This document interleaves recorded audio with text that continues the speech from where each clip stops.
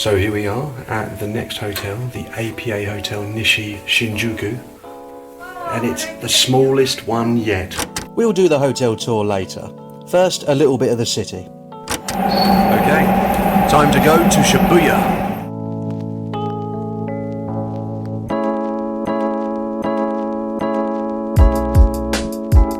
Here we are at the famous Shibuya crossing. At any time when people are crossing this road, you have about 3,000 pedestrians all going at once. The crossing area has become somehow emblematic of Tokyo. Big, bustling, and unashamedly prosperous. I paid a cheeky visit to one of the busiest Starbucks in the world, where you can get a better look at just how many people fill this junction every 2 minutes.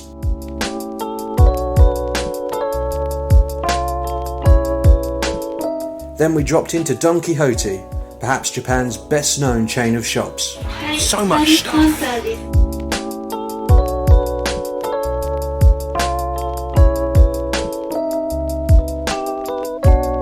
Green tea is everywhere here. I got Coca-Cola apple.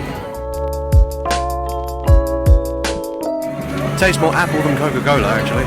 And after that, we had an unusually productive visit to the video arcade. It's actually possible. He was just here. I'm going to try and get squirted too. That little guy was 72p or 100 yen. He's winking at you. He knew what was going to happen.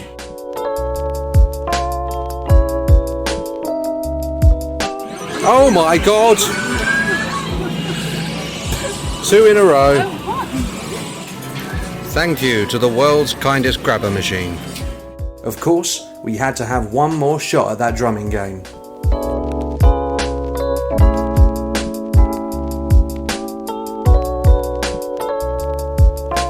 We emerged to find the city illuminated and every street glowing with electricity. So many lights!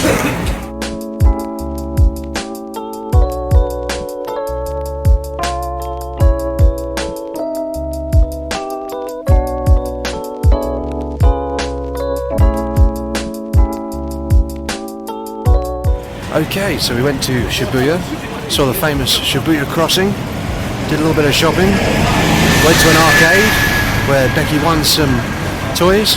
A certain amount of yen was spent. Actually, the first 2 prizes, I got the first 2 go. So the first 2 prizes were 200 yen. And then I got greedy.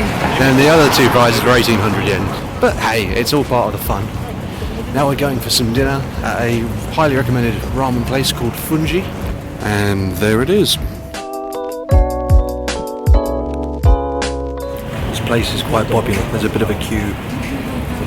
We're in the front half of it though. It was absolutely worth the wait. We grabbed our tickets and when our turn came, exchanged them for the best ramen I have ever eaten.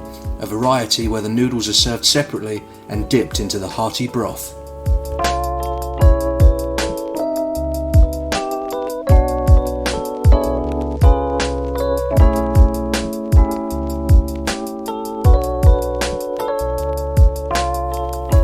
So we are back here at the APA Hotel after a delicious dinner.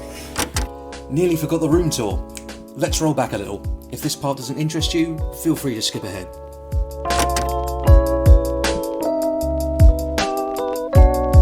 Origami swan? Crane? I don't know. First stop, the bathroom. That's as far away as I can get from it. Big question, is the toilet seat heated? No. Tragic. One of those sort of city downy only baths. Cheap hotel did you bring me to? I'm going to strategically edit that out. And here's the bed right against the wall. Big TV though, TV's half the wall. Suitcases under the bed apparently. Oh, let's have a look. There's the view. Well, the view's okay. Was the room everything you hoped for? Tiny, wasn't it?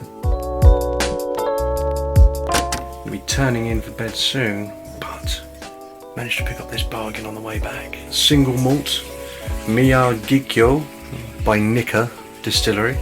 I think it usually costs in the region of £75, but this grocery store must have been having a weird day because they were selling it for about 30. Beautiful. Someone's coming home with me. Good night.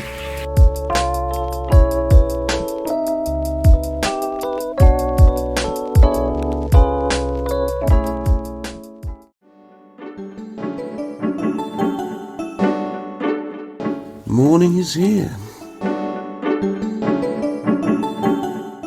Food time.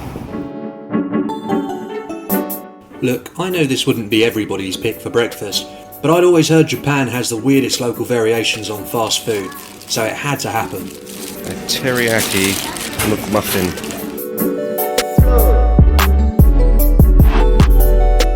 What can I say? It was alright, I guess. Our first stop of the day was Shinjuku-Gion, a sprawling garden in the heart of the city, with a Central Park kind of feel. Just amazing, all that greenery with all those skyscrapers like looming behind it. We made the greenhouse our first port of call.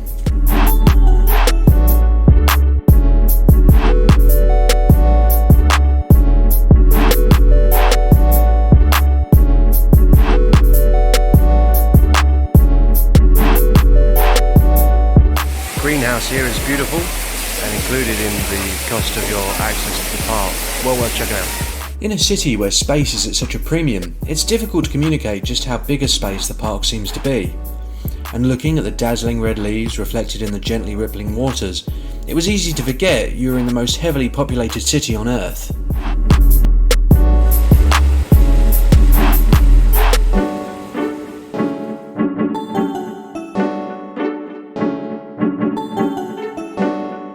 We rounded off our visit to the park with a stop at a little tea house, where the tea was so green it was almost luminous.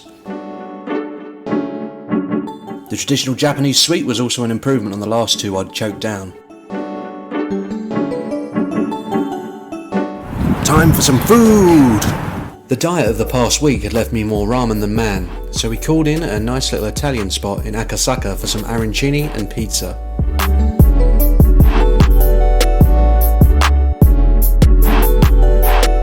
So it's now afternoon in Tokyo, and because it's November the sun is already going down. We had a great morning hanging out at the park in Shinjuku. Now we're over here at Team Lab Planet Tokyo. It's supposed to be some sort of immersive art exhibition. Let's give it a look. This was my first time at an art exhibition where you take off your shoes before entering, but climbing a ramp with water soaking our feet, the reason you had to became clear. Apologies, but some of this footage will be very dark.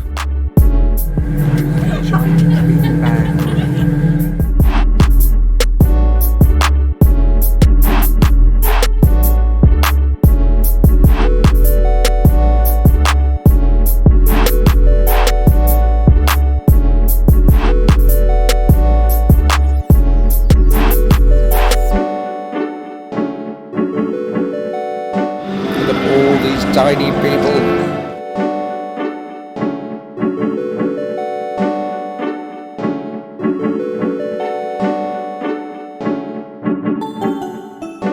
Oh my god, it's like fish. In room after room, the weirdness continued. Art here is a multi-sensory experience, no fancy frame required.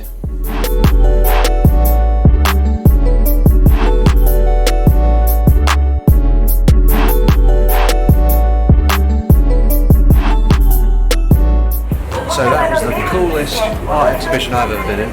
Certainly the most fun I've ever had in an art exhibition. Being knee deep in real water while surrounded by virtual fish and this sort of forest of light. Very cool. We got off in Odaiba and I don't feel like we're in New York, but on close inspection you will see nothing other than Lady Liberty.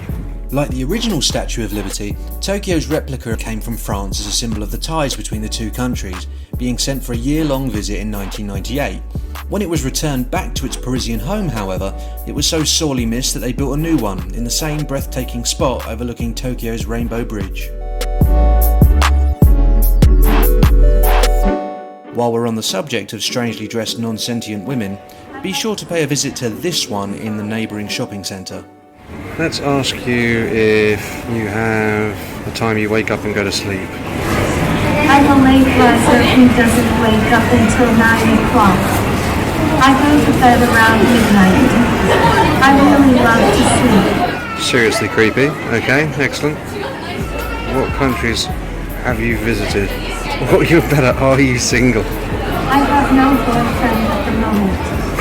My favorite type of guy is someone masculine, like the actor Ken Watanabe. Of course. Well, it's been a pleasure talking to you. So I'm here at Aqua City, a big shopping mall in Odaiba, and they have a robot receptionist. Not a very useful one, I have to say. If you try and ask her where things are, I don't know if she can help. But she can answer a number of predetermined questions like, are you single? What are your favourite movies? And what time do you wake up and go to sleep? Which you need to know, of course, if you're going to visit Aqua City here in Odaiba. You need to know about the functional hours of the robot receptionist. Quirky stuff. After that, we enjoyed one of the more spectacular rides I've ever had on public transport. We were headed for the Roppongi Hills Observatory. I wanted to get a good view out over the city and had considered a visit to the famous Tokyo Tower. But then I thought, that's the one place in the city where you wouldn't be able to see the tower. So instead we went to the observatory, which is right next door.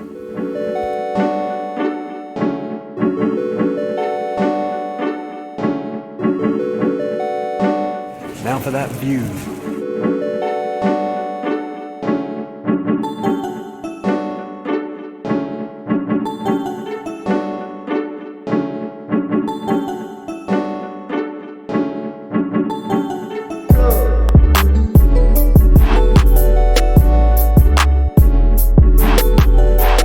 So we've had a chance to enjoy some of those beautiful views over the city. Now I think the plan is to get some food and then hopefully visit the setting of one of my favourite films. We dined at Gyu Katsu Motomura, where we faced another queue, but we would be glad that we waited. So it is beef katsu for tea with what appears to be a giant beer. I'm not sure if it actually is or whether my mind is playing tricks on me.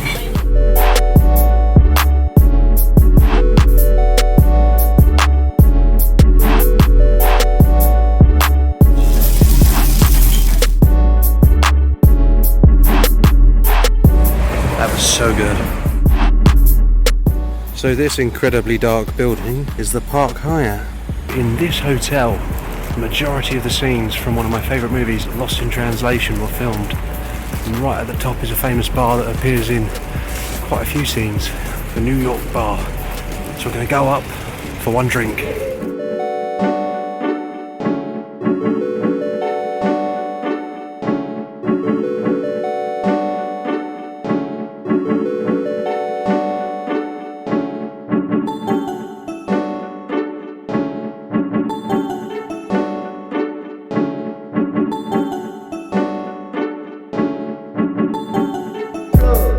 Well, it was an absolutely beautiful bar, but 2,500 yen just to put your ass in the chair.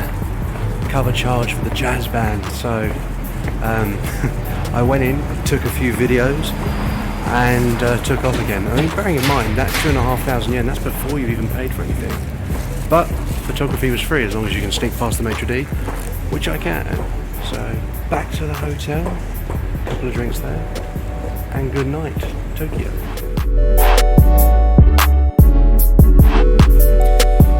Instead of paying 2,500 yen at the New York Bar and Grill over there at the Tokyo Park Hyatt, for just 1,000 yen you can get yourself some Suntory whiskey. For relaxing times, make it Suntory time. And of course right here at the glorious APA Hotel Nishi Shinjuku, we have our very own views to envy. No.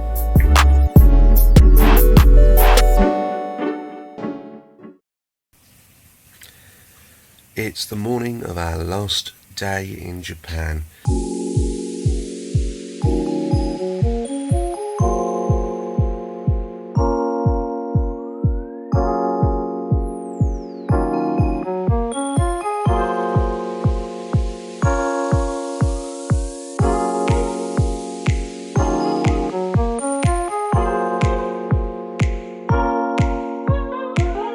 So we've gone from an oasis of calm this morning at Joganji Temple, which you may have recognised from Lost in Translation as being a temple that Charlotte visits in the movie.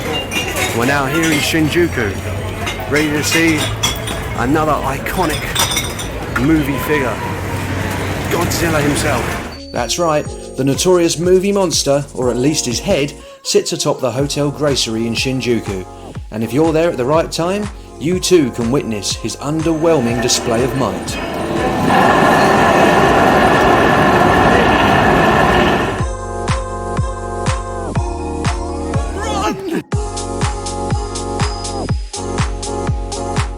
So in the annals of Japanese arcade game legends, there is one game that looms large. It's the table flip game, where you get to angrily slam your fist onto a table before flipping the table into the faces of your unsuspecting family, friends, or whoever else.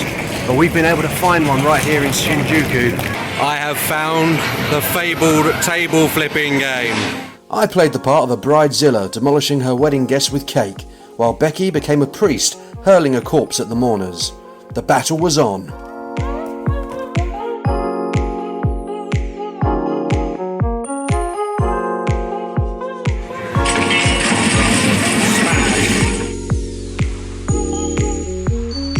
I reckon I could do better than 66%.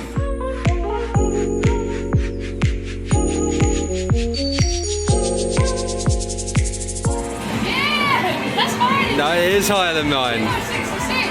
Our next stop was Asakusa, a district of Tokyo famous for its Buddhist temple, Sensoji, which is approached via a crowded shopping street. So many people. It's not really a place of quiet reflection if it's a deep spiritual experience you're after.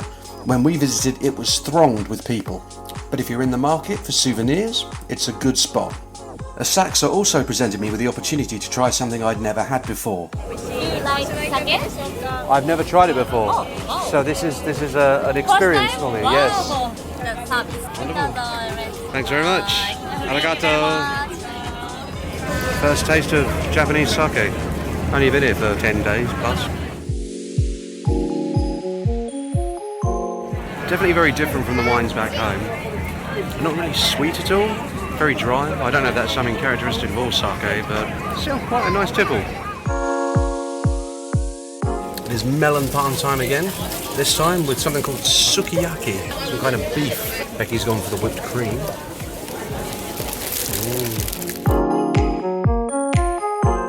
So over there is Tokyo Skytree, which was, for a short time, the tallest building in the world until it was dumped out of first spot by the Burj Khalifa over there in Dubai. But we're not going there. We're going to its lovely neighbour, the Asahi Beer headquarters. The headquarters is right across the river, and the building even looks like a nice cold brew. Some of the beers there I hadn't seen anywhere else. We grabbed a seat at the top of the tower and watched the sunset over the city.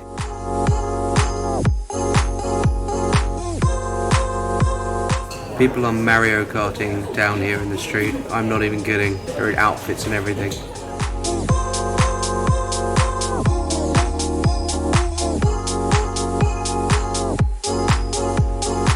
And I think that's Mount Fuji in the distance. Once the sun went down, we paid an abortive visit to Akihabara, a global mecca for anime and electronic goods. But since neither of us are really into either, we didn't hang around and headed back to Shinjuku. Perhaps we'll spend more time in Akihabara on our next visit. We're back in Shinjuku now. We're going to grab ourselves a farewell dinner before our flight home tomorrow. Very sad. I think this is the place. The Last Supper.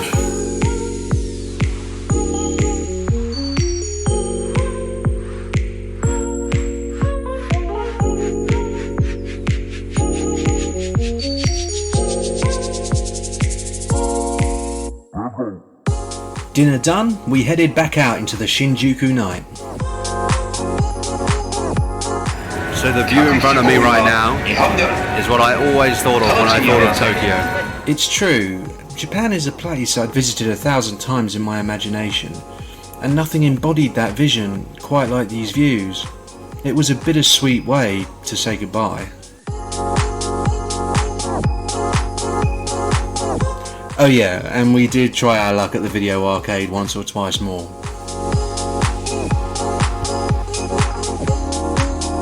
So that's the end of our final day here in Tokyo and in Japan itself. We'll be flying back early tomorrow morning. I'm going to go and check out the onsen here at the hotel. Obviously not private like the last one we enjoyed in Hakone, and segregated by gender, so I will be by myself, bathing in the nude with some Japanese men, as God intended. But that's that for tonight, and then tomorrow we fly home.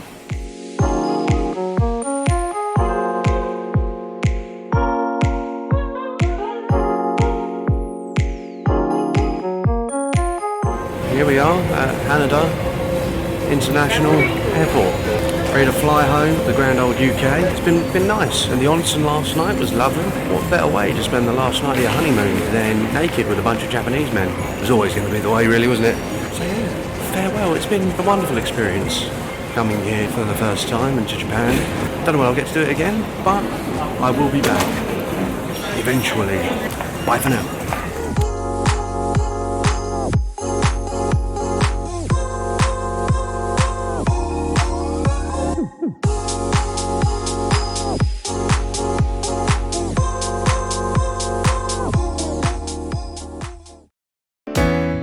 That's it for Japan, although I may do a video with some Japanese whiskey and some observations about the country. What do you think? Anyway, don't forget to like and subscribe or I will come and table flip your house. Bye bye!